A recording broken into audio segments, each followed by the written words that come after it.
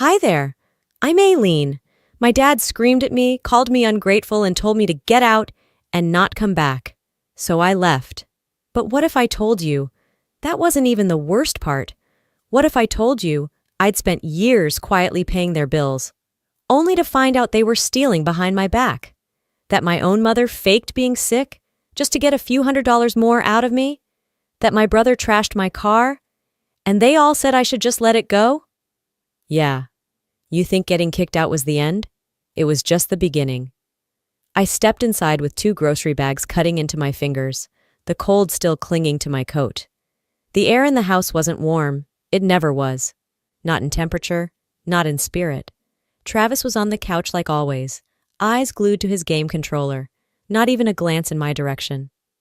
Mom stood by the sink, drying a glass that was already spotless, avoiding eye contact. My father, Gordon, was waiting in the living room doorway like a judge ready to deliver a sentence. "You got a minute?" he said without even a hello. I nodded, set the bags on the counter. "Sure. What's going on?" His lips tightened. "We've been talking, and it's time you step up." I knew that tone, the same one he used when I was 8 and forgot to sweep the porch. Except this wasn't about chores. "Step up how?" He folded his arms. "The mortgage. It's crushing us. You've got a good job. It's time you cover it, fully. We can't keep doing this month to month." I blinked. "Wait, what? I've already been helping? Groceries, utilities?" Mom chimed in without turning around. "You make more than any of us ever did. You live alone, no kids, no husband. What are you spending it on anyway?" Travis snorted from the couch, probably on her new couch or yoga crap. I turned to him, jaw clenched. "Excuse me? You're always acting like you're better than us," he muttered, not looking away from the screen. "Maybe it's time you proved you're part of the family." I took a breath, trying to keep it together. I've been supporting this house in pieces for years. Mortgage? That's a huge step, and it's not something I agreed to. Dad stepped forward. "You're being selfish, Aileen. We raised you, fed you, gave you a roof." "I was flipping burgers at 16 to buy my own textbooks," I snapped. He didn't flinch. "We expected more from you." I looked at each of them, Travis lounging like he owned the place, Mom acting like I was the stranger, Dad judging me like I was the failure. My chest was tight, but something in me shifted.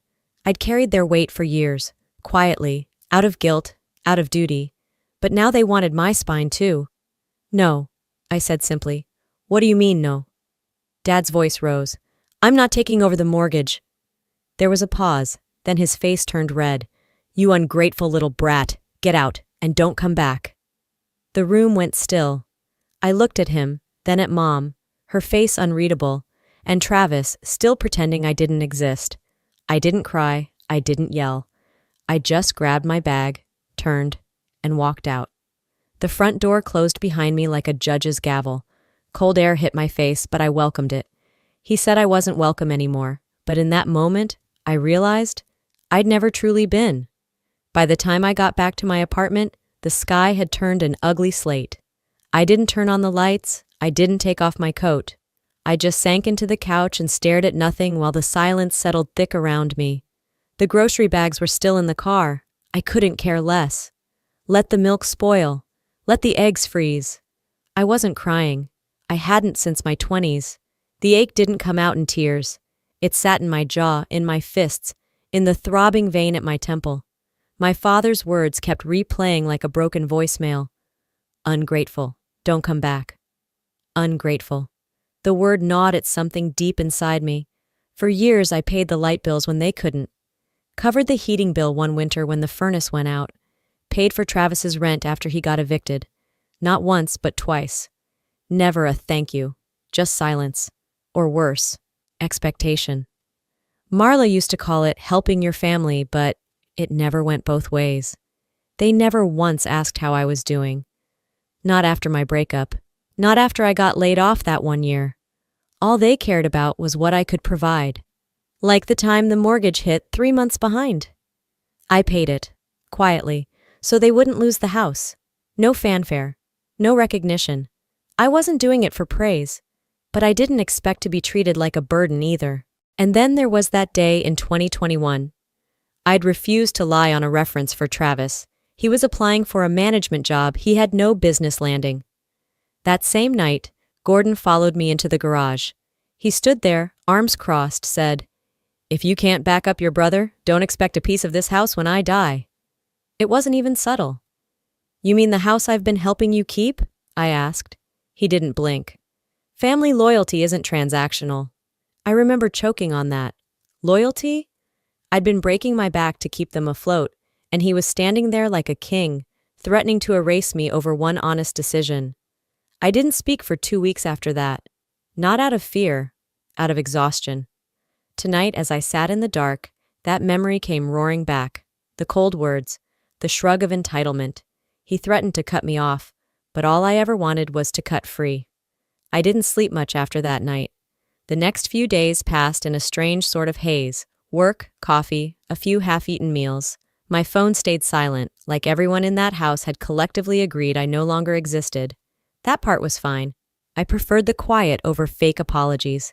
It was Wednesday morning when I noticed the alert from my banking app. Auto payment failed. I frowned.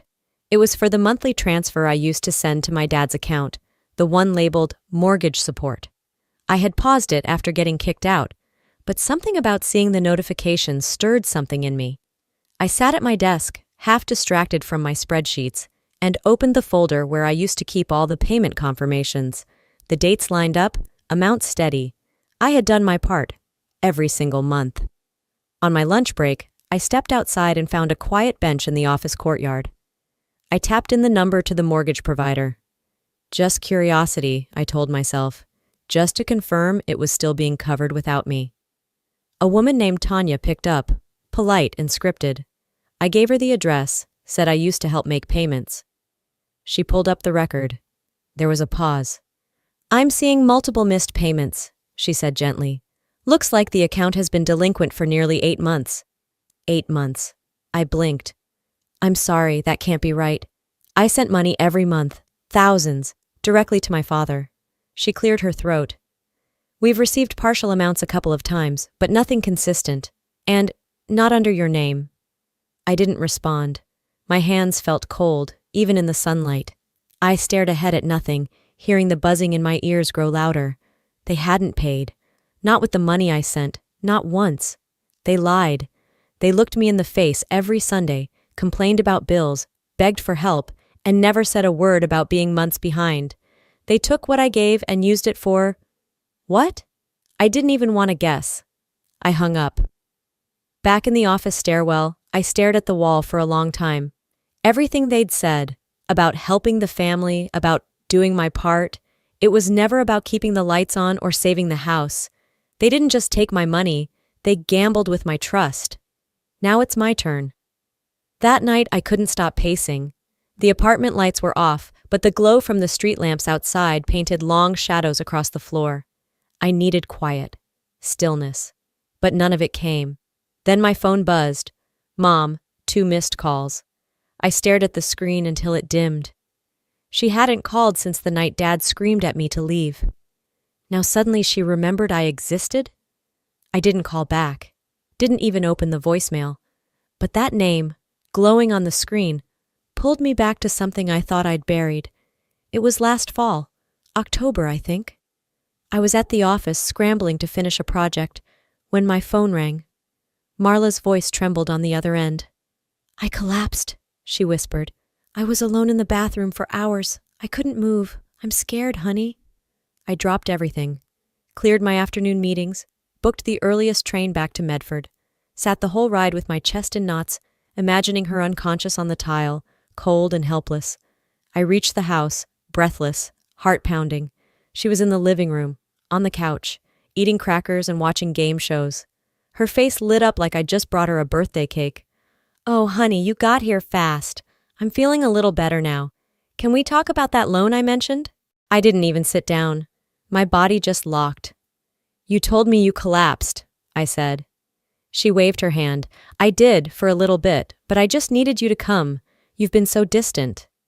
That night, I wrote her a check. I didn't speak much, just handed it over and left. I hated myself for not screaming. Back in my kitchen now, I leaned against the counter and stared at my phone again. This wasn't forgetfulness. This wasn't a misunderstanding. That day wasn't the only time. It was a pattern. Lies wrapped in love. Guilt wearing a mother's perfume. I opened the missed call log and deleted it without listening. That was the last time I came running, I said aloud to no one. The next time they cried wolf, they'd find no one waiting at the door. The next morning, I was halfway down the stairs of my building, keys in hand, when I saw it. My car sat under a dusting of pollen and early spring chill, but it was the deep, jagged scratch slicing across the driver's door that stopped me cold.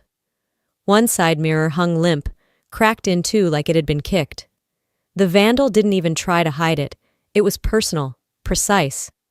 Only a handful of people knew where I lived now, and I could count on one hand the ones who would want to send a message. I snapped a photo, heart pounding, and went back upstairs. Travis picked up on the second ring. "Wow, you're up early," he said, like this was a Sunday brunch call. "You touched my car." A pause. "Paranoid much? Maybe some punk just didn't like your parking job." "Only 3 people know this address," I said. "You're one of them." He laughed, a slow, greasy sound. "And if I did? You gonna call the cops on your own brother? That's rich." I didn't answer. He filled the silence. "We're family, Aileen. This whole grudge you're holding, it's ugly. You don't cut blood over a few scratches." I hung up. Less than 10 minutes later, my phone rang again. Mom. "Aileen, honey, please don't escalate this," she said in that overly sweet tone she saved for when she was about to excuse something awful. "Travis has been under a lot of stress. He didn't mean anything by it." "He vandalized my car, Mom." "Oh, he's just lashing out. You know how sensitive he is? I raised you to be more reasonable than this." I clenched my jaw. "You raised me to clean up after him." She went quiet. "This isn't stress. This is destruction," I said. "Next time I press charges." "You don't mean that." "I do." She tried softening again. "Come on, baby. You really want to go that far over a mirror?" They wanted me to play nice while they lit matches. I warned them. Next time I'd bring water and the fire marshal. That night, I couldn't sleep. I sat at the kitchen table sipping lukewarm tea, flipping through old notebooks I hadn't opened in months. My eyes skimmed a post-it I'd slapped on a page back in 2022. Missing $200. Don't forget. I paused. My stomach tightened. I remembered exactly when that was. The week I visited home because Marla claimed her arthritis had flared up. I stayed the weekend, even ran errands, left my purse in the guest room while I helped her cook. The cash was gone when I got back. I'd chalked it up to a mistake. Maybe I miscounted, but I wrote the note anyway, just in case. And then the memory sharpened. That night, I caught Travis coming out of my room. He smiled like nothing was off. "Looking for nail clippers," he'd said, tapping his pocket. I'd gone straight to him. "You took from me," he scoffed. "What are you talking about?" I told him the amount, the missing money, the note. He laughed, real casual. "Wow, paranoid much?" I turned to Mom. "You're seriously going to let him lie to my face?" She waved me off. "You probably misplaced it. You know how scattered you get when you're tired." "I checked the hallway cam," I said. "It caught him going into my room when I was outside with you." She didn't flinch. "Maybe he needed it for something important. He's been having a hard time." "Then ask," I snapped. "Don't steal." "He's your brother," she said. "Don't turn this into drama." I left early the next morning. Didn't say goodbye. Now at my kitchen table, I opened my banking app and started changing every password. Set 2-factor codes. Removed all linked accounts. They stole from me once, lied to my face, and got away with it. Not anymore. They could steal from me once. But now, every boundary I draw comes with consequences. By the time the next weekend rolled around, my resolve had crystallized into something sharper, cold, precise. So when Judith, the neighbor in Unit 3B, knocked on my door with an invitation to the HOA's monthly mixer, I didn't think much of it. "Come by," she said.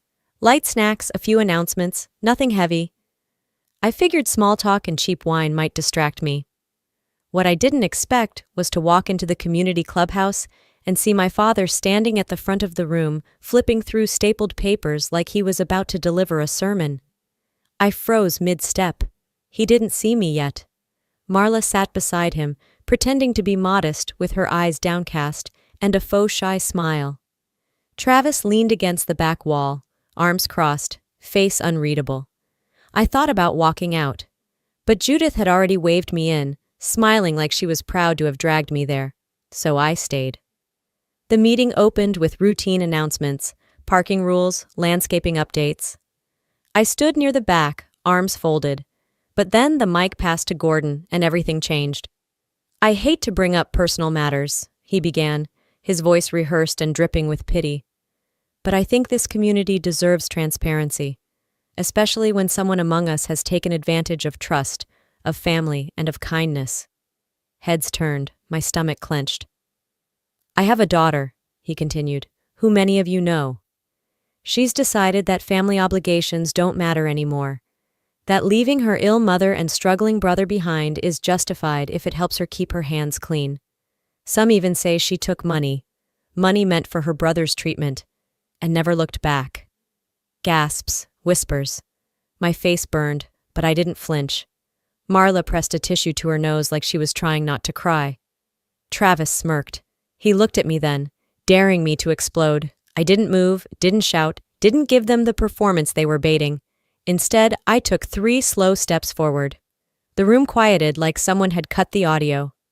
I stopped a few feet from Gordon, locked eyes with him, and said calmly, "You just lit a match on everything you once had left." He blinked, lips parted, but I didn't give him time to answer. I turned and walked out. I didn't slam the door, didn't run. I let the silence follow me out, every step echoing louder than any lie he told. They wanted an audience. They'll get one, just not the kind they'll enjoy. I didn't sleep much those 4 nights. Each evening after work, I sat at my kitchen table with a folder, laptop open, combing through emails, bank statements, voicemail transcriptions, everything. Not out of spite, out of necessity. They made it public first. Now I'd make it clear. So when Thursday came and Judith texted, "Tonight's HOA gathering, 7 p.m., you coming?" I replied with just one word, "Yes." I arrived 5 minutes early, clutching a manila folder thick with truth. No nerves this time, only clarity. Inside the clubhouse, the same faces were scattered among folding chairs and coffee-stained tables. Gordon leaned against the podium, looking relaxed. Marla sat stiff beside him, lips pressed. Travis hovered in the back like an uninvited shadow. Judith gave me a subtle nod and slid her bag off the seat next to her. I walked straight to the front and turned to face the room. "Before we begin," I said calmly, "I'd like to respond to some things that were said here 4 days ago." A few people exchanged glances. Gordon smirked. "I didn't come here to argue," I continued, pulling the folder open. "I came to clarify. With evidence." I lifted the first page. "Here are records of every transfer I've made to my parents' account over the last 5 years. Monthly payments, groceries, bills, over $68,000 in total." A few heads turned. A few murmurs rose. "These," I said, holding up printed screenshots, "are emails from Marla asking for help, sometimes calling me at 3 a.m. Next, I played a short clip from my phone. Travis's voice, unmistakable, laughing. "Yeah, I borrowed a little. What, you gonna call the cops on your own brother?" I let the silence settle before the final blow. "This is a mortgage delinquency notice," I said, holding it up. 8 months overdue, even though I sent money every single month. Ask yourself, where did it go? Gordon started to speak, but Judith raised a hand. Let her finish. I turned to the room. They weren't just ungrateful, they lied, they manipulated, and when I stopped playing along, they tried to bury me publicly. I turned back to Gordon. "You dragged my name through the mud in front of these people, but receipts don't lie." He opened his mouth again. The HOA chair cut in sharp. "Sir, I think you should sit down." Marla looked away. Travis shifted uncomfortably. Judith stood beside me. "We always knew who the steady one was." I nodded, swallowing the heat in my throat. "I didn't want this, but I won't be quiet anymore." I handed the folder to the HOA chair and walked out. Not broken, not bitter, just done. This wasn't revenge. This was exposure, and they brought it on themselves.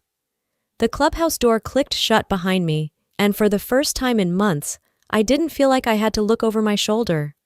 The following days moved quietly. No surprise calls, no guilt-laced voicemails, just stillness. I didn't hear from the HOA, but I heard things. That Gordon lost his contract to manage the community's maintenance budget. That Travis left town. Needed a reset, someone said. Marla stopped showing up to Sunday services altogether. I didn't celebrate. There was nothing victorious about it. It was just air returning to my lungs.